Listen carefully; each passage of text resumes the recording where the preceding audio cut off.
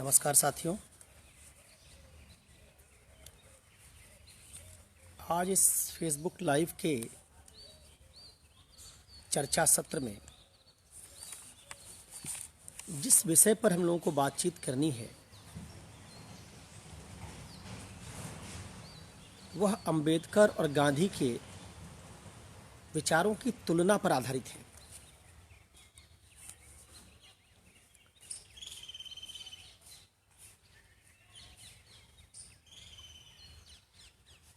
सामान्य तौर पर गांधी को ना मानने वालों का पूर्वाग्रह यह है कि गांधी ने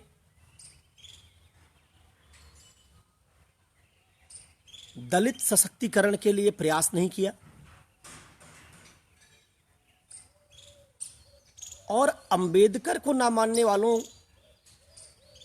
का प्रायः आक्षेप होता है कि अंबेडकर की दृष्टि संकुचित थी और उन्होंने केवल दलित समुदाय के लिए प्रयास किया। ये दोनों मिथक अगर टूट जाएं तो पूरे देश का बहुत भला होगा। क्या यह बात सही है कि अंबेडकर की दृष्टि संकुचित थी? क्या अंबेडकर के दृष्टिकोण में केवल दलित विमर्श और चिंतन है? क्या अंबेडकर राष्ट्रवादी नहीं थे? क्या अंबेडकर ने हिंदू धर्म पर केवल प्रहार किए? इस तरह की जो धारणा प्रायः सवर्ण हिंदुओं के मन में बनी हुई है, अगर उसको तथ्यात्मक तरीके से दूर कर दिया जाए तो मेरा मानना है सवर्णों के मन में अंबेडकर के प्रति सम्मान बहुत बढ़ जाएगा। और अगर सवर्ण अंबेडकर को अपने नेता की तरह, एक राष्ट्रीय नेता की तरह स्वीकार कर लें तो अंबेडकर को जो एक वर्ग का नेता बना दिया गया है, इसलिए उनकी बात पढ़ने लिखने में सिर्फ एक वर्ग की रुचि बन गई है, वो टूट जाएगी। और तब आप समझ पाएंगे कि अंबेडकर की मेधा की बराबरी का शायद भारत में हमारे पास कोई दूसरा व्यक्ति नहीं। कोई अज्ञानी, कम पढ़ा लिखा व्यक्ति जिसने केवल सुनी सुनाई बातों पर अपनी विचारधारा निर्मित की होगी, पॉलिटिकल पार्टी के सदस्य के तौर पर किसी एक दल के प्रति निष्ठा रखते हुए अंबेडकर को समझा होगा, मेरा पर्सनल मानना है कि वही अंबेडकर का विरोध कर सकता है। और मैं अपने आज की इस चर्चा में इसके लिए आपको कुछ तर्क और प्रमाण भी प्रस्तुत करूंगा, जिसमें आपको पता चलेगा अंबेडकर ना तो हिंदू विरोधी हैं, ना तो अंबेडकर राष्ट्रवाद का विरोध करने वाले व्यक्ति हैं, ना अंबेडकर देशहित के खिलाफ कभी जाते हैं, और अंबेडकर को इस देश, इस संस्कृति, हमारी साझी विरासत से बड़ा प्रेम है। तो एक फॉल्स नैरेटिव पॉलिटिकल पार्टियों ने गढ़ा कि अंबेडकर केवल दलितों के चिंतक हैं और इसलिए अंबेडकर के पीछे दलितों की लामबंदी हो गई। दूसरी तरफ गांधी को लेकर जो दृष्टिकोण है वो अभी काफी हद तक बायस्ड है, क्योंकि गांधी की हमारी पूरी समझ गांधी के मुसलमानों के तुष्टीकरण, हमको पता नहीं कि इस्लाम का व्यू गांधी के प्रति क्या, हमने पढ़ा नहीं, इसलिए हमारी ये दृष्टिकोण में गड़बड़ी जो पैदा हुई है वो इसलिए पैदा हुई। हमको लगता है गांधी इस्लाम का तुष्टीकरण कर रहे हैं मुसलमानों का। मुसलमानों ने तो कभी गांधी को नेता माना ही नहीं। अगर गांधी को मुसलमान नेता मानते तो भारत का विभाजन कैसे होता? तो जो हिंदुओं में ये गलत धारणा बैठी है कि गांधी मुसलमानों का तुष्टीकरण कर रहे हैं, उनको गांधी की वैचारिक भूमि की समझ नहीं है। अगर ये बात लोगों की समझ में आ जाए तो गांधी और अंबेडकर को सिर्फ एक चश्मे से देखना बंद कर देंगे। और अगर आपने गांधी और अंबेडकर को देखने का अपना राजनीतिक चश्मा उतार दिया तो आने वाली पीढ़ी का, समाज का, देश का, समाजों के बीच, समुदायों के बीच सौहार्द का एक ऐसा वातावरण बनेगा जो बहुत बेहतरीन होगा। मैं आज बात दो चीजें करूंगा। इन बातों में चूंकि मैं अभी दिल्ली में हूं नहीं, प्रतापगढ़ आया हुआ था, लॉकडाउन हो गया, यहीं फंस गया, वापस दिल्ली जा नहीं पाया। तो प्रतापगढ़ में मेरे पास जो लाइब्रेरी है अपनी, उस लाइब्रेरी में अंबेडकर पर बहुत कम पुस्तकें हैं। सिर्फ annihilation of caste, who were Shudras, ये किताबें यहां पढ़ी हैं। लेकिन संयोग से आज मुझे दिल्ली विश्वविद्यालय के बड़े भाई के समान प्रोफेसर श्री प्रकाश सिंह को सुनने का मौका मिला और मुझे बहुत सारे वो कोटेशन उनके उस चर्चा से मिल गए जो अदरवाइज मुझे जुटाने के लिए लाइब्रेरी खंगालनी पड़ती या बहुत मेहनत करनी पड़ती। तो मैं श्री प्रकाश सर का आभार व्यक्त करते हुए, दिल्ली विश्वविद्यालय में पॉलिटिकल साइंस में प्रोफेसर हैं, अंबेडकर चेयर को हेड कर चुके हैं IIPA में, Indian institute of public administration में। सर के कोटेशंस को मैंने लिया है क्योंकि मेरे पास स्वतंत्र तरीके से स्रोत जुटाने का प्रतापगढ़ में कोई जरिया और नहीं था। चलिए बात शुरू करते हैं अंबेडकर से और अंबेडकर के विचारों को समझिए। अंबेडकर की कुल रचनाएं 23 वॉल्यूम में भारत सरकार और महाराष्ट्र सरकार ने प्रकाशित की हैं। ये बात मैं मानता हूं हमेशा से कि किसी भी थिंकर को अगर आपको सही तरीके से समझना है, आप में कोई बायस नहीं है, आप वाकई उस थिंकर के बारे में जानना चाहते हैं, तो कभी किसी राजनीतिक प्रक्रिया और राजनीतिक दल के नैरेटिव से उस विचारक को मत समझिए। राजनीतिक दल के जितने अंदर लोग प्रतिबद्धता वाले हैं, ये किसी विचारक का उतना ही हिस्सा यूज करते हैं जितना इनको सूट करता है। परिणाम स्वरूप ये समाज का खासा नुकसान पहुंचाते हैं। अपना राजनीतिक वोट बैंक बनाने और अपनी राजनीतिक विचारधारा को मजबूत करने के लिए ये उस विचारक को एक वर्ग का प्रिय बना देते हैं और दूसरे वर्ग के लिए घृणा का पात्र बना देते हैं। अंबेडकर के साथ यही किया गया है। अंबेडकर की ओरिजिनल राइटिंग से हमारे विश्वविद्यालयों में पढ़ने वाले विद्यार्थियों को दूर कर दिया गया, उनके विचारों को पढ़ाया नहीं गया, हमको उसकी फर्स्ट हैंड अंडरस्टैंडिंग नहीं है। परिणाम स्वरूप अंबेडकर के बारे में जितनी हमारी समझ है वो सब हमने पॉलिटिकल पार्टीज के नैरेटिव से बनाई है।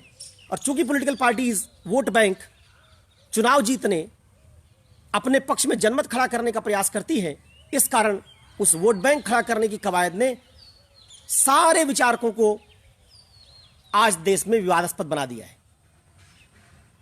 विवेकानंद केवल भाजपा के नेता हो गए, भगत सिंह को कम्युनिस्टों ने पकड़ लिया, अंबेडकर को केवल दलित पार्टियों ने पकड़ लिया, गांधी को कुछ दिन कांग्रेस ने ढोया। ये सब हमारी राष्ट्रीय विरासत है। अंबेडकर किसी दल के नेता नहीं है, अंबेडकर भारत के नेता है। गांधी किसी दल के नेता नहीं, गांधी भारत के नेता है। यह बात हमको कब नहीं पता चलती, जब हम उस विचारक के विचारों से परिचित नहीं होते। आइए मैं आपको गांधी के कथन से ही बात शुरू करता हूं, जो मुझे भी आज ही पता चली। भारत का जब संविधान बनना शुरू हुआ तो पटेल और नेहरू ने एक मशहूर राजनीति शास्त्री आइवर जेनिंग्स का नाम प्रस्तावित किया कि उनको संविधान सभा में या तो एडवाइजर या फिर संविधान की ड्राफ्टिंग कमेटी का चेयरमैन बना दिया जाए। यह प्रस्ताव गांधी के पास पहुंचा। गांधी ने इस प्रस्ताव का मुखर विरोध किया और पटेल और नेहरू के लाए उस प्रस्ताव पर आपत्ति जताते हुए गांधी ने कहा कि भारत के पास अपना आइवर जेनिंग्स है, इसलिए हमको किसी विदेशी आइवर जेनिंग्स की जरूरत नहीं है। गांधी ने जिसे भारत का आइवर जेनिंग्स कहा वो B.R. अंबेडकर थे। गांधी के कहने पर आइवर जेनिंग्स की जगह B.R. अंबेडकर को वो जगह दी गई जो जगह संविधान बनाने के लिए एक विदेशी व्यक्ति को दी जानी थी। इससे आप जरा सोचिए कि गांधी और अंबेडकर के बीच वैचारिक टकराव इतना ज्यादा होने के बावजूद जब गांधी को भारत के संविधान के लिए किसी व्यक्ति को चुनना होता है तो गांधी उस व्यक्ति को चुनते हैं जो उनकी निगाह में संविधान बनाने के लिए सबसे उपयुक्त व्यक्ति हो सकता है। यहां ध्यान रखिएगा, मैं इस बात को मानता हूं कि यह नैरेटिव ठीक नहीं कि अंबेडकर ने संविधान लिख दिया। अब संविधान लिखने में बहुत सारे लोगों का रोल रहा है, लेकिन अंबेडकर ने जो उसमें ह्यूमन टच डाला, जो मानवीय टच डाला, उसकी डिबेट्स को जितना एनरिच किया, उसका मुकाबला शायद राव साहब ही कर सकते हैं। संविधान निर्माण में इन दोनों लोगों की बड़ी महत्वपूर्ण भूमिका है। तो जरा सोचिए कि अगर गांधी के मन में जरा भी घृणा होती अंबेडकर के लिए तो पटेल और नेहरू तो प्रस्ताव दे ही रहे थे कि आइवर जेनिंग्स को ले आते हैं और उनको संविधान निर्माण करवाते हैं। गांधी ने उस पर वीटो लगाया और गांधी के कहने पर वो जगह अंबेडकर जी के पास आई। इससे आप हमारे महान नेताओं को समझिए, जिन्होंने जब राष्ट्रहित की बात आई तो वैचारिक विरोधों के बावजूद उन व्यक्तियों को चुना जो व्यक्ति देश के लिए सर्वश्रेष्ठ हो सकते थे। आपने गांधी की किसी रचना में अंबेडकर की आलोचना नहीं पढ़ी होगी। गांधी अंबेडकर की आलोचना नहीं करते। उल्टा गांधी ने कहा कि अंबेडकर के विचारों से प्रभावित होकर मैंने अंतरजातीय विवाह पर फिर से सोचा। एक्नॉलेज करते हैं ये हमारे महापुरुष हैं जिनकी अपनी अपनी वैचारिक प्रतिबद्धता है। गांधी अंबेडकर से सहमत नहीं रहे कभी, दोनों के तरीके बिल्कुल अलग है, इस पर मैं चर्चा करूंगा। लेकिन इतना होने के बावजूद गांधी अंबेडकर को क्रिटिसाइज नहीं करते। जरा अंबेडकर की बात पर वापस लौटते हैं और मैं उन सवर्ण हिंदुओं को जो प्रायः अंबेडकर की विचारधारा को ठीक से ना समझने के कारण अंबेडकर का विरोध करते हैं, उनको कुछ बातें बताना चाहूंगा। जैसा मैंने पहले कहा कि इसमें ज्यादातर बातें मैंने आज श्री प्रकाश सिंह के लेक्चर से ली है, क्योंकि इन स्रोतों को जुटाना मेरे लिए संभव नहीं था प्रतापगढ़ में रहते हुए। आप सुनिए और इससे अंबेडकर के अलग अलग बातों पर उनका विचार समझिए। प्राय लोगों का मानना है कि अंबेडकर हिंदुओं के खिलाफ। जरा इनकी बात सुनिए। अंबेडकर लिखते हैं, कोई भी राष्ट्र एकाएक निर्मित नहीं होता, अपितु सैकड़ों हजारों वर्षों के प्रयास एक भौगोलिक और सांस्कृतिक एकता के माध्यम से निर्मित होता है। भारत राष्ट्र की एकता का मूल आधार हिंदू है, जो समस्त राष्ट्र में व्याप्त है। इसका मुकाबला दुनिया का कोई भी एक राष्ट्र नहीं कर सकता।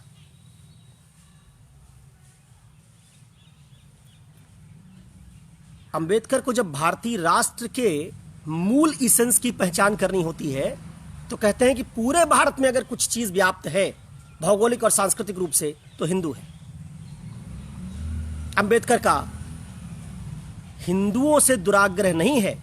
यह बात उन लोगों को भी समझने की जरूरत है जो दलित सशक्तिकरण के मॉडल में यह नहीं समझ पाते कि हमको हिंदू धर्मशास्त्रों की आलोचना करनी चाहिए जिन्होंने वर्ण व्यवस्था बनाई, लेकिन हिंदू पूरी प्रणाली केवल वर्ण व्यवस्था तक सीमित नहीं है। हिंदू केवल मनुस्मृति नहीं है। अंबेडकर गीता का विरोध करते हैं, अंबेडकर मनुस्मृति का विरोध करते हैं, लेकिन वही अंबेडकर कह रहे हैं कि भारत की राष्ट्र की एकता का मूल आधार हिंदू है। इसका तो अंबेडकर की समझ में सांस्कृतिक तत्व और धार्मिक तत्व का क्लियर अलगाव है। जहां धर्म का मामला आता है वहां मानते हैं कि हिंदू धर्म असहिष्णु है, उसने दलितों को अधिकार नहीं दिया। लेकिन जहां हिंदू संस्कृति की बात आती है वहां उसको केवल दलित चश्मे से नहीं देखते, उसको व्यापक तौर से सांस्कृतिक तरीके से वो समझते हैं।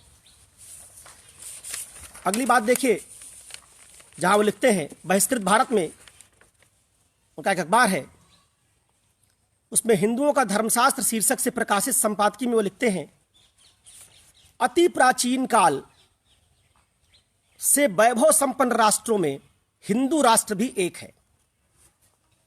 इसके साथ के मिस्र, रोम, ग्रीक, बेबीलोनिया आदि का अस्तित्व समाप्त हो गया, परंतु हिंदू राष्ट्र आज भी एक जीवित राष्ट्र है, जीवंत राष्ट्र है, बलवान राष्ट्र है।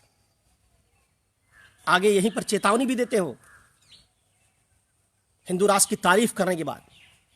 कहते हैं लेकिन यह भी आपको समझना होगा, धोखे में रखने की बात होगी। कहते हैं कि लेकिन यह भी अपने आप को धोखे में रखने की बात होगी कि अगर हम कहें कि यह सदैव बलवान राष्ट्र रहेगा। यहां चेतावनी दे रहे हैं कि दुनिया का सबसे बलवान राष्ट्र है, इतनी महान सभ्यताओं में सबसे बलवान राष्ट्र है, लेकिन हम धोखे में रहेंगे अगर हम सोचें कि आगे बलवान राष्ट्र रहेगा। इसलिए आवश्यक है कि जो भेदभाव मूलक व्याख्याएं हैं, व्यवस्थाएं हैं, उन भेदभाव मूलक व्यवस्थाओं को परिवर्तित करना चाहिए और इनको सुधारना चाहिए। जरा देखिए, एक आदमी की वैचारिक दृष्टि, वो भेदभाव का विरोध कर रहा, लेकिन हिंदुज्म का विरोध नहीं कर रहा, उसकी एक बलवान राष्ट्र और जीवंत राष्ट्र के तौर पर पहचान कर रहे हैं। आगे इनकी बात सुनिएगा।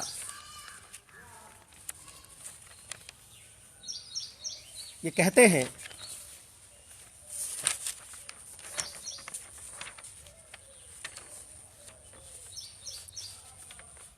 दलित समुदाय के प्रति अपनी प्रतिबद्धता के साथ जोड़कर कहते हैं, हमारी दोहरी प्रतिबद्धता है।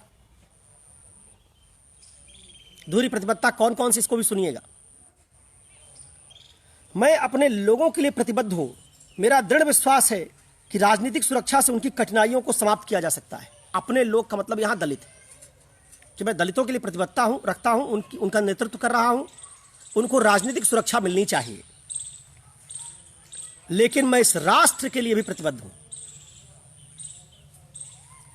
और समाज हित और राष्ट्र हित का विषय होगा, इनके बीच कोई टकराव आएगा तो मैं हर दृष्टि से राष्ट्र हित को समाज हित पर वरीयता दूंगा।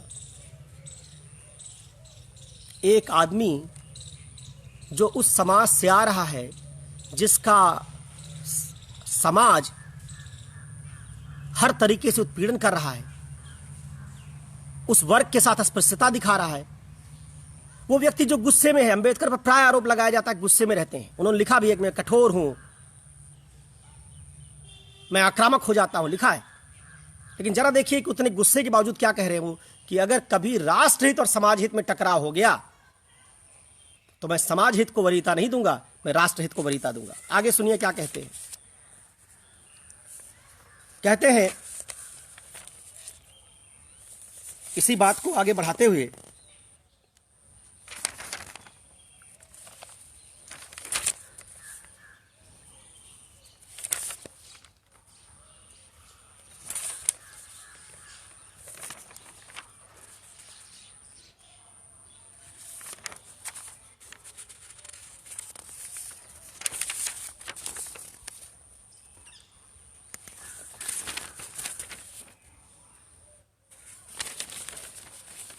हाँ,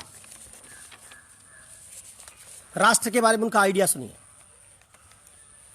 यह दीर्घकाल का प्रयास है, राष्ट्र दीर्घकाल का प्रयास है।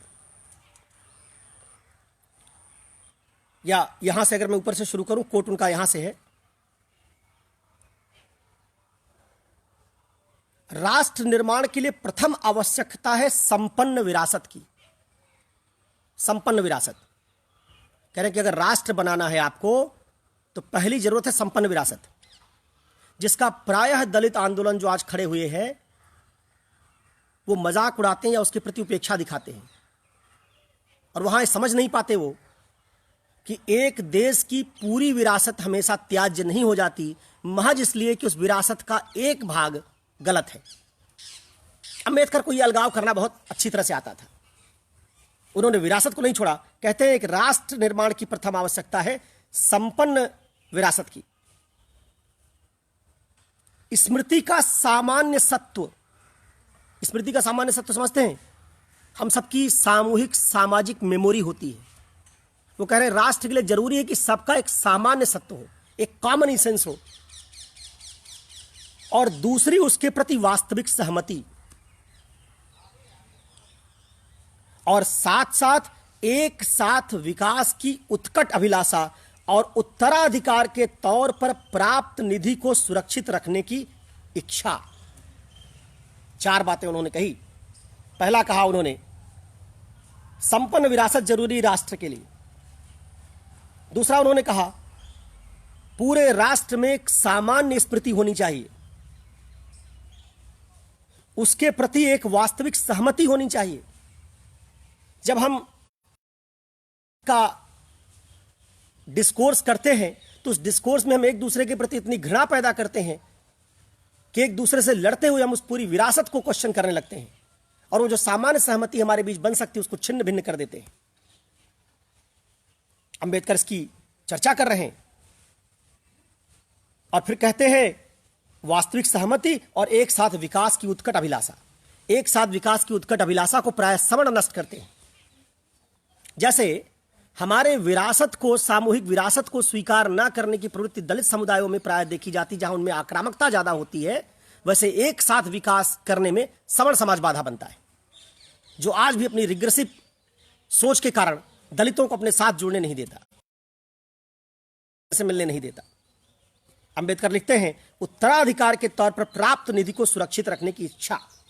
हमारी इच्छा होनी चाहिए कि हम उत्तराधिकार से जो हमारी पूरी निधि मिली है, हमको थाती है हमारी, उसको सुरक्षित रखें। कहते हैं वो यहां पर कि मैंने राष्ट्र की ये समझ, अपना जो उनका दो समानता, स्वतंत्रता और बंधुत्व का आइडिया है, मैं कुछ चीजें मिक्स कर रहा हूं बीच में, सब जगह वही लिखा हो क्लियरली, वो नहीं, कई जगह मैं संदर्भों के साथ उसको मिक्स कर रहा हूं। समानता, स्वतंत्रता और बंधुत्व पर चर्चा करते हुए, जिसके बारे में प्राय माना जाता है कि फ्रांसीसी क्रांति से आया, अंबेडकर ने स्पष्ट किया, मैंने इसको फ्रांसीसी क्रांति से नहीं लिया है, मैंने इसे फ्रांस की क्रांति से हासिल नहीं किया, मैंने इसे महात्मा बुद्ध के आदर्श से हासिल किया है। इससे बढ़िया हिंदू आपको कहां मिलेगा? तो आपके मन में अंबेडकर के प्रति घृणा का कारण क्या है? अंबेडकर तो शायद, अगर मैं किसी और को देखूं तो शायद विवेकानंद के रूप में एक आलोचक जो खड़ा हुआ, जिसने हिंदू समाज की कमियां भी बताई, अच्छाइयां बताई, बिल्कुल वही छवि मुझे अंबेडकर में दिखती है। अंबेडकर विवेकानंद का ज्यादा डेवलप्ड वर्जन है। विवेकानंद में आलोचनात्मक दृष्टि कम है, अंबेडकर में आलोचनात्मक दृष्टि ज्यादा है। लेकिन विवेकानंद में भी हिंदू धर्म के प्रति तिरस्कार की भावना नहीं, और अंबेडकर में भी नहीं। आगे मैं आपको पढ़ के बताऊंगा कि जब उन्होंने बौद्ध धर्म भी ग्रहण किया तब भी उन्होंने क्या कहा था, उसको भी सुनिएगा। फिर मैं लौटता हूं। वो कहते हैं कि राष्ट्र दीर्घ काल का एक प्रयास है, तमाम लोगों के त्याग और लगन का परिणाम है। यह एक साहसिक अतीत, महापुरुष तथा राष्ट्र का वैभव सब मिलकर राष्ट्र की पूंजी संचित करते हैं। राष्ट्र के सारे महापुरुषों का ऋण अदा कर रहे हैं, उनके प्रति ऋणी होने का बात बता रहे हैं। राष्ट्र के वैभव को याद कर रहे हैं। राष्ट्र के प्रति जिन लोगों ने त्याग और बलिदान दिया उनकी बात कर रहे हैं। और फिर कहते हैं कि जिसके ऊपर राष्ट्रीय विचारधारा की नींव पड़ती है। और कहते हैं इन सब चीजों पर जब आप राष्ट्र की संचित निधि को याद करेंगे, उत्तराधिकार की विरासत को समझेंगे, सामान्य स्मृति बनाएंगे, एक व्यापक इच्छा शक्ति बनाएंगे, तब राष्ट्रीय विचारधारा खड़ी होती है, जिसमें अतीत का सम्मिलित गौरव और वर्तमान की सम्मिलित इच्छा शक्ति शामिल होगी। अतीत का गौरव, सम्मिलित गौरव, और वर्तमान की सम्मिलित इच्छा शक्ति शामिल होगी। मिलजुल कर किया हुआ महान कार्य और भविष्य में पुनः करने का संकल्प, जिस भवन राष्ट्र को हमने निर्मित किया वह हमें प्रिय है। हमें अपने इस उत्तरदायित्वों को पूरा करना है। यही सुंदर भावना राष्ट्रवाद है। अंबेडकर राष्ट्रवादी भी हैं। प्रायः आज के राष्ट्रवादी राष्ट्रवाद को एक बुरा शब्द मानते हैं, जो राष्ट्रवाद के विरोधी इसको बुरा शब्द मानते हैं। अंबेडकर ने राष्ट्रवाद की पूरी स्वीकृति जताई और राष्ट्रवाद की परिभाषा भी बनाई।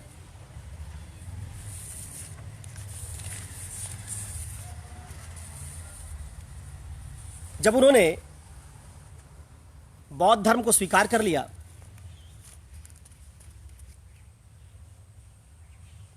तो उनसे जो सवाल पूछे गए उसके उत्तर में वो कहते हैं, सुनिएगा, तमाम कट्टर हिंदू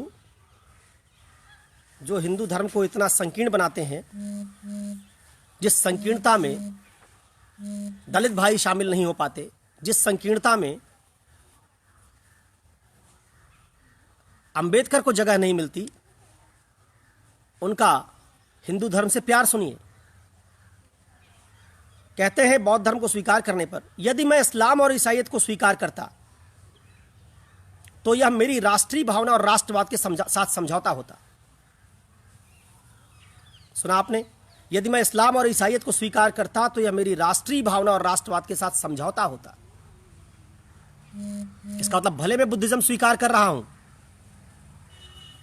लेकिन बौद्ध धर्म स्वीकार करने के बावजूद राष्ट्रीय भावना और राष्ट्रवाद के साथ समझौता नहीं करूंगा। क्या कहते हैं ये? कहते हैं क्योंकि दोनों ही धर्मों की निष्ठाएं अन्यत्र हैं। अंबेडकर ने हमेशा कहा कि धर्म और राष्ट्र में हमेशा राष्ट्र ऊपर होना चाहिए। इसलिए क्या कह रहे हैं कि ईसाई और इस्लाम के साथ दिक्कत यह है कि इनकी निष्ठा हमेशा अन्यत्र है।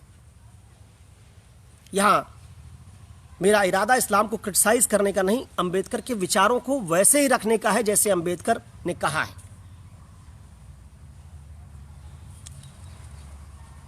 1900 अब हुआ क्या है, उन्होंने जो हिंदुओं के प्रति आलोचनात्मक दृष्टिकोण रखा, उसको पॉलिटिकल फायदे के लिए कम्युनिस्टों ने, दलित मूवमेंट ने प्रचारित कर दिया, क्योंकि उससे फायदा मिलता था। उसने दलित मुस्लिम को गठजोड़ बनाने का फायदा मिलता था।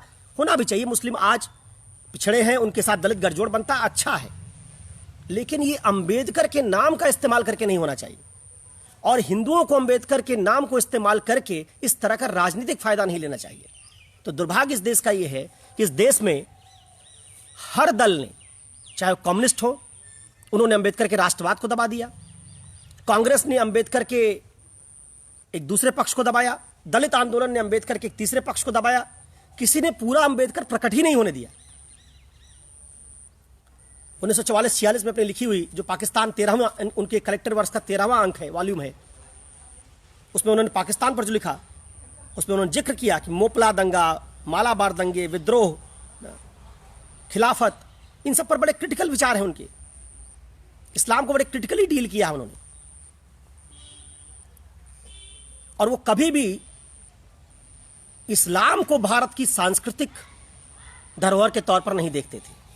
इस्लाम के अनुयायियों के लिए जगह थी, लेकिन सांस्कृतिक धरोहर की जो समझ थी अंबेडकर की, वो गांधी के समान ही दिखती कई बार तो। और अगर कई बार तो अंबेडकर की किताबों को ढक दिया जाए, उस पर नाम ढक दिया जाए और पढ़ने के लिए दे दिया जाए, तो उसको पढ़कर आप कहीं ये ना सोच बैठें कि किसी सांस्कृतिक हिंदू समर्थक ने लिखी है। उन्होंने राष्ट्रीय निष्ठा को हमेशा धार्मिक निष्ठा से ऊपर रखा। यह बात आप इससे समझ पा रहे होंगे।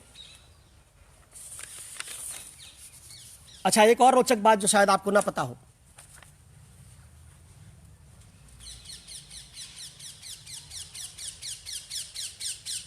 धनंजय कीर, जिन्होंने अंबेडकर को के ऊपर लिखा है, और एक तरह से कुछ लोग कहते हैं कि उनके अनऑफिशियल बायोग्राफर भी वही है, ऑफिशियल बायोग्राफर भी वही है, वो सावरकर की बायोग्राफी पे भी काम कर रहे थे। और सावरकर, मुंजे और अंबेडकर तीनों के डायलॉग्स को उन्होंने, डिस्कोर्स को उन्होंने कलेक्ट किया है। अंबेडकर सावरकर की खूब तारीफ करते रहते हैं और कहते हैं कि अस्पृश्यता निवारण में जो काम आप कर रहे हैं बड़ा शानदार है। सावरकर उनसे बार बार कहते हैं कि आपको हम हिंदू धर्म से बाहर नहीं जाने देंगे, हम काम करेंगे। अंबेडकर ने लिखा भी 1935 में, अंबेडकर ने कहा जब कि मैं हिंदू पैदा हुआ लेकिन शायद हिंदू मरूंगा नहीं, तो सावरकर ने उनको लिखा कि हम आपको हिंदू धर्म से बाहर नहीं जाने देंगे, हम काम कर रहे हैं। जवाब में अंबेडकर ने लिखा, सावरकर ने लिखा कि आपको यह कठिन कदम उठाने की जरूरत नहीं पड़ेगी। तो अंबेडकर ने जवाब दिया कि आप निसंदेह अच्छा कार्य कर रहे हैं, निसंदेह आप अस्पृश्यता निवारण के लिए कार्य कर रहे हैं, लेकिन जिस शीघ्रता से कार्य होना चाहिए था उस शीघ्रता से कार्य नहीं हो रहा है। ध्यान रखिएगा, मेरा इंटरेस्ट सावरकर को ग्लोरीफाई करने, हिंदुत्व को ग्लोरीफाई करने में नहीं है, लेकिन जो ये समझ बनी है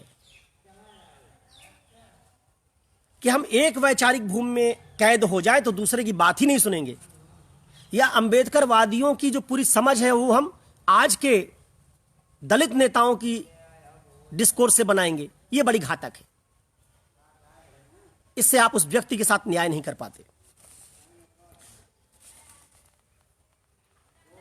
बसंत मूल ने लिखा कि जब अंबेडकर ने डिक्लेयर किया कि हिंदू धर्म छोड़ेंगे वो, तो फादर डी नोवली और हैदराबाद के निजाम के बारे में तो लिखा उन्होंने कि 6 करोड़ रुपया लेके बंबई आए, अब फिर भी अंबेडकर ने उनसे मिलने से इनकार कर दिया। अब बाद में हैदराबाद के निजाम को उन्होंने विद्रोही की संज्ञा दी। धारा 370-35 पर आप जानते हैं कि अंबेडकर उन बैठकों में नहीं गए। शेख अब्दुल्ला से उन्होंने साफ साफ कहा कि मैं 370 का समर्थन नहीं करता, एक राष्ट्र के भीतर मैं इस तरह की बात का समर्थन नहीं करूंगा। तो मेरे निगाह में तो अंबेडकर से बड़ा ना कोई राष्ट्रवादी है, ना अंबेडकर से बेहतर कोई हिंदू है।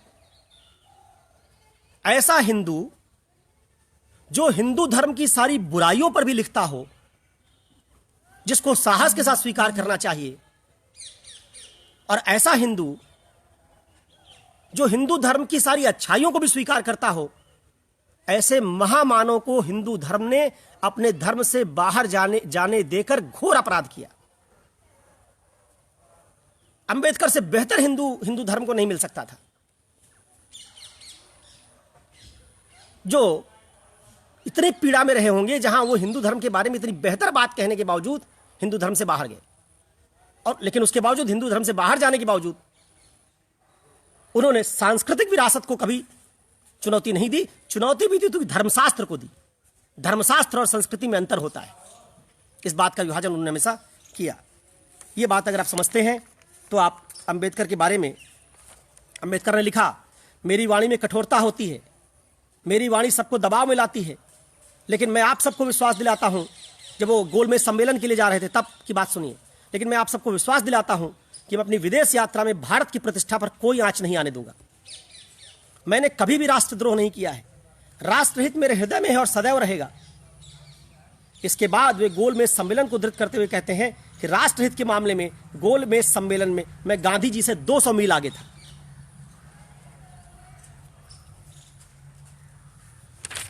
और उनकी जो कुछ बातें हैं जरा सुन लीजिए आप।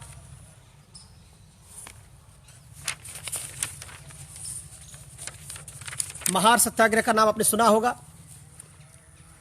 4000 महार लोग शांतिपूर्ण सत्याग्रह कर रहे थे।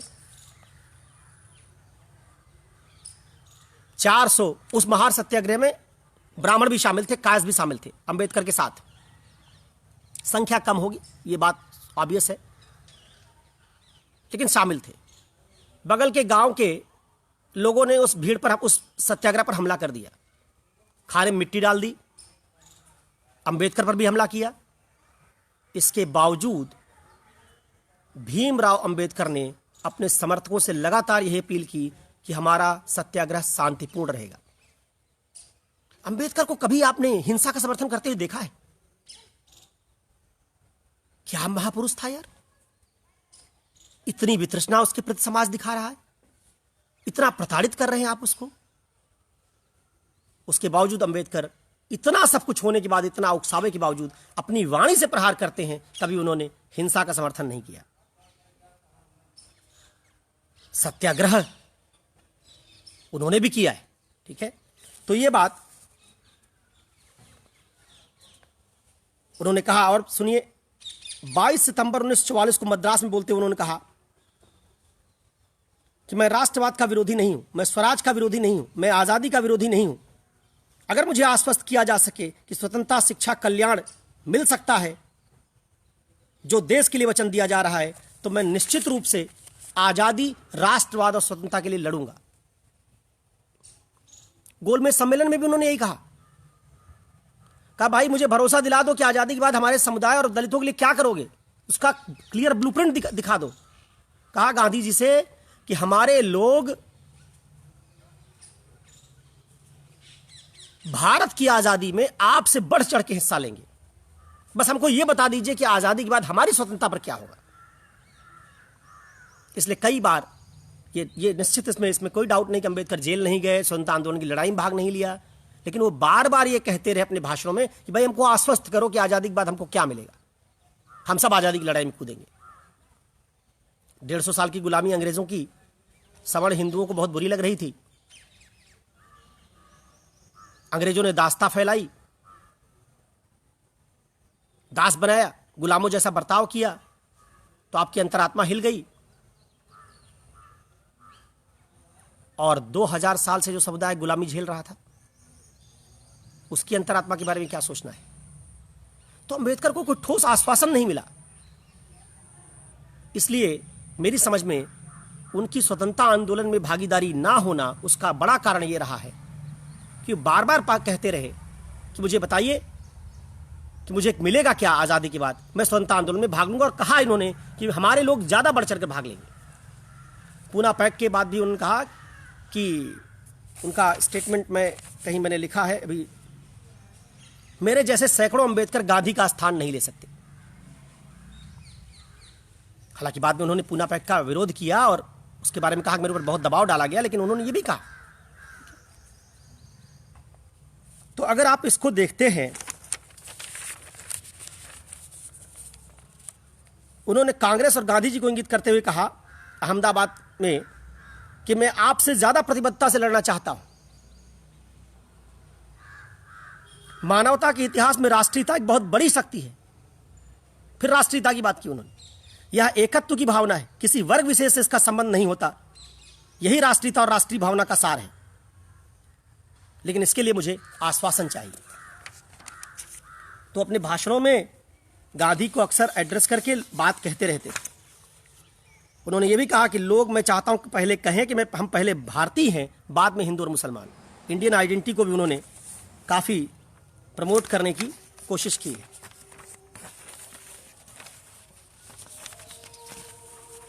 अब अगर आप ये सब बात समझते हैं तो देखिए, अंबेडकर को दो लोग नुकसान पहुंचा रहे हैं। दलित, जो पूरे अंबेडकर के नैरेटिव को हिंदू धर्म के खिलाफ या दलित सशक्तिकरण का मॉडल बना रहे हैं, वो अंबेडकर की महानता को छोटा कर रहे हैं। वो अंबेडकर को राष्ट्रीय नेता बनने से रोक रहे हैं। अपनी संकीर्ण समझ के कारण दलितों ने अंबेडकर को सिर्फ दलित नेता बना दिया। दलितों का बहुत महत्वपूर्ण योगदान भी है। उन्होंने अंबेडकर की ख्याति बढ़ाई, सवर्ण बढ़ाने नहीं जा रहे थे। लेकिन समझिएगा इस बात को कि यह शुरुआती प्रयास था। आज जरूरत इस बात की है कि दलित समुदाय अंबेडकर को राष्ट्रीय नेता बनने से ना रोके। वो तभी संभव होगा जब अंबेडकर के राष्ट्रवाद पर, धर्म पर, संस्कृति पर, मार्क्सवाद पर, पाकिस्तान पर क्या विचार थे, इन सबको सामने आने दिया जाए। जब सब विचार सामने आएंगे तो अंबेडकर के फॉलोअर्स की संख्या बहुत बढ़ जाएगी। और दूसरा तबका जो अंबेडकर की प्रतिष्ठा को धूमिल कर रहा है, वो सवर्ण समाज है, जो पॉलिटिकल रूप से किसी पार्टी को वोट नहीं करता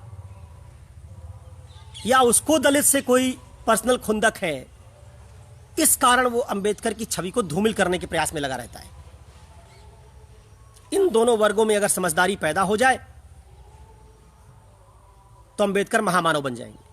और बात समझिएगा, जहां कोलंबिया विश्वविद्यालय, यहां अंबेडकर पढ़े थे, उस विश्वविद्यालय ने अपने 300 साल के विद्यार्थियों की जब एक मूल्यांकन की प्रक्रिया शुरू की कि हमारे यहां का कौन सा विद्यार्थी इसका प्रभाव सबसे ज्यादा होगा, तो उन्होंने अंबेडकर को उसमें सबसे ऊपर रखा कि 300 साल की हिस्ट्री में सबसे जो बेहतरीन विद्यार्थी हमारा रहा वो अंबेडकर है। और शायद 2017 में यूएन ने अंबेडकर को महामानव घोषित किया। तो अंबेडकर के साथ न्याय करने की जरूरत है। उसका सीधा तरीका है, बहुत आसान तरीका है। अंबेडकर के बारे में कोई भी बात किसी राजनीतिक व्यक्ति या किसी सेकंड हैंड सोर्स से मत सुनिए और मानिए। अंबेडकर की सारी बातों को उनके कलेक्टेड वर्क से पढ़िए। मैंने भी पूरा नहीं पढ़ा, लेकिन पढ़ूंगा। कुछ मैंने पढ़ा और कुछ पढ़ूंगा। अब मैं दो बात आपको कहता हूं। एक, अगर अंबेडकर ना होते तो क्या होता? एक सवाल पूछा गया था एक बार कि अगर गांधी ना होते तो क्या होता, अंबेडकर ना होते तो क्या होता। समझिएगा इसको। आज के दिन वो समझ हमारी अंबेडकर के प्रति सच्ची श्रद्धांजलि होगी। मैं जनरली किसी नेता के लिए कोई फेसबुक पर पोस्ट नहीं लिखता हूं। उसका एक बड़ा कारण होता है, हालांकि मेरे ऊपर गांधी का प्रभाव थोड़ा ज्यादा है, ये बात मुझे एडमिट कर लेनी चाहिए, लेकिन फिर भी मैं गांधी से हर बात में सहमत नहीं हूं। मैं गांधी की तमाम बातों का आलोचक हूं, लेकिन फिर भी मैं प्रायः इसलिए नहीं लिखता बड़े महापुरुषों के बारे में। जब आप इतने बड़े महापुरुष के बारे में लिखें और उसके नीचे कम समझ वाले लोग निंदामूलक टिप्पणी कर दे जिन्होंने उस व्यक्ति को समझा नहीं है, तब दिल दुखता है। ये जो राष्ट्र है जिसमें आप रह रहे हैं, जिसको अंबेडकर ने कहा कि दुनिया का सबसे जीवंत राष्ट्र है, सबसे बलवान राष्ट्र है, इसको अलग अलग विचारधाराओं ने पुष्पित पल्लवित किया है, जिसमें ज्योतिबा फुले, अंबेडकर, गांधी, विवेकानंद, बुद्ध, महावीर, चाणक्य सब शामिल हैं। सबके विचार अलग अलग हैं। हम उनके विचारों से सहमत ना हो ये तो चलेगा, लेकिन हम उनके प्रति तिरस्कार करें ये ठीक नहीं है। इनमें से कोई आदमी जो भारत के महान लोगों में शामिल है, ये कोई भारत को कमजोर नहीं करना चाहते थे। इन सबके भारत के हित को समझने का तरीका अलग अलग था। इसलिए सच्ची श्रद्धांजलि अंबेडकर को यह होगी कि जिन लोगों से आप वैचारिक मतभेद रखते हैं, चाहे वो गांधी हो, चाहे भगत सिंह हो, चाहे विवेकानंद हो, अगर वैचारिक मतभेद को दूसरे स्तर पर ले जाना तो उनको पहले पढ़िए। दुनिया में प्लेटो से बहुत लोग मतभेद रखते हैं, स्त्रीवादी मतभेद रखते हैं, लोकतंत्र के समर्थक मतभेद रहते हैं, लेकिन दुनिया से लोकतंत्र इस मतभेद के कारण लोगों ने विश्वविद्यालयों में प्लेटो को पढ़ना बंद तो नहीं कर दिया। तो आप गांधी को पढ़ना क्यों नहीं चाहते? आप अंबेडकर को पढ़ना क्यों नहीं चाहते? आप विवेकानंद को पढ़ना क्यों नहीं चाहते? यह हमारी राष्ट्र की धरोहर है। इसलिए मैं प्रायः किसी नेता की जयंती पर या किसी महापुरुष की जयंती पर प्रायः नहीं लिखता, क्योंकि अल्पज्ञ लोग उस महान आदमी को अपनी कम समझ से छोटा बनाने का प्रयास करते हैं। जरा सुनिए कि अगर अंबेडकर ना होते तो क्या होता। मैं अक्सर इस बात को क्लास में पढ़ाता हूं। अगर अंबेडकर ना होते और भारत में संविधान यह बन गया होता, नेहरू, बाकी लोग, केजी राव, सबका आइडिया था समाजवाद का, लोकतंत्र आता ही, फंडामेंटल राइट आते ही, सब आता ही। 1950 में आप संविधान बना लेते, संविधान बन जाता, उसके बाद उस संविधान के आधार पर आप राष्ट्र खड़ा करते, शिक्षा दीक्षा देना शुरू करते।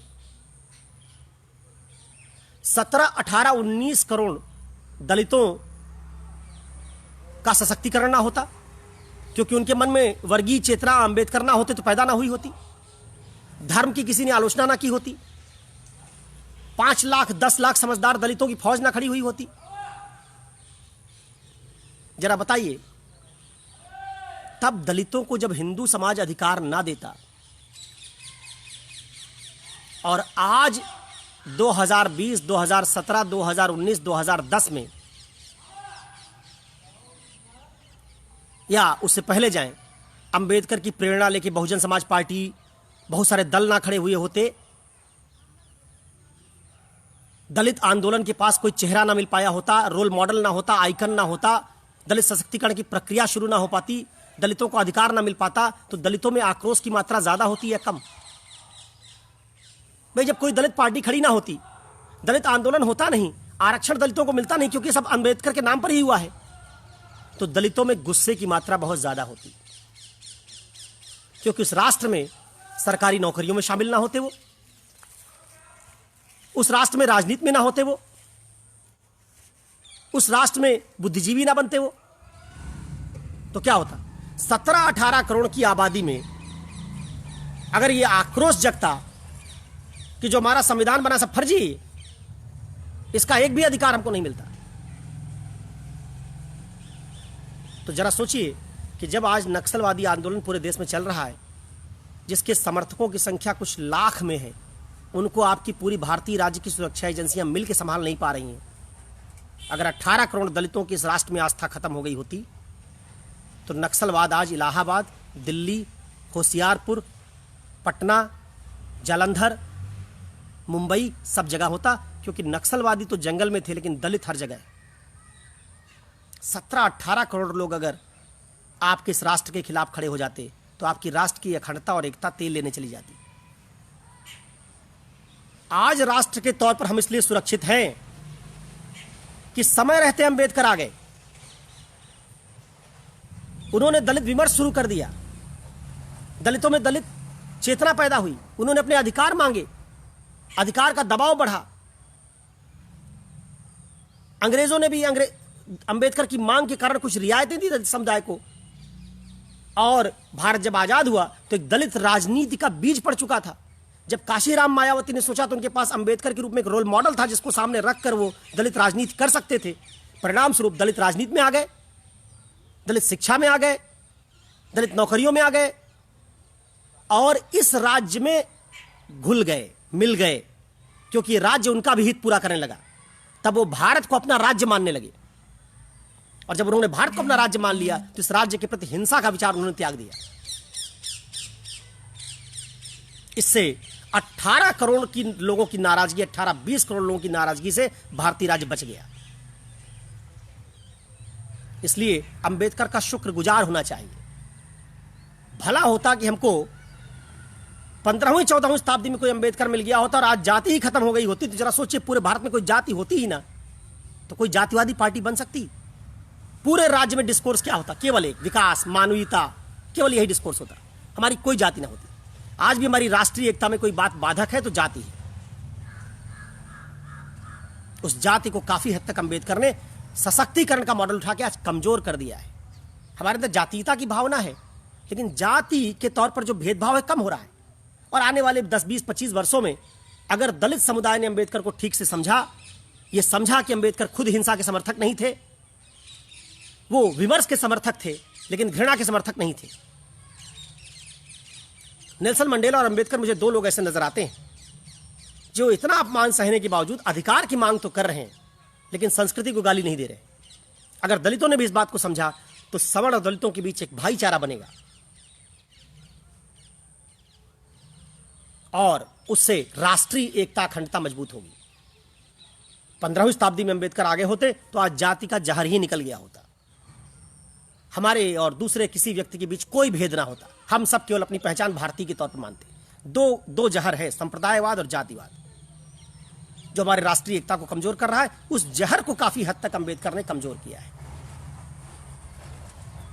इसलिए अंबेडकर ना होते तो भारत में आंतरिक सुरक्षा का गंभीर संकट पैदा होता, ऐसी मेरी समझ बनती है।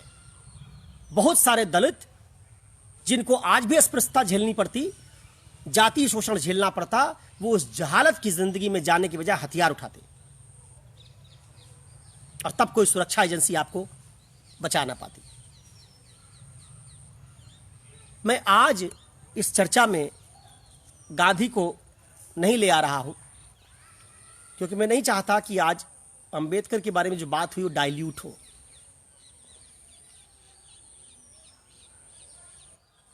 तो मैं समझता हूं कि आप में से जो लोग इस चीज को देख रहे हैं और जो आगे देखेंगे, उनकी सच्ची श्रद्धांजलि अंबेडकर के प्रति यह होगी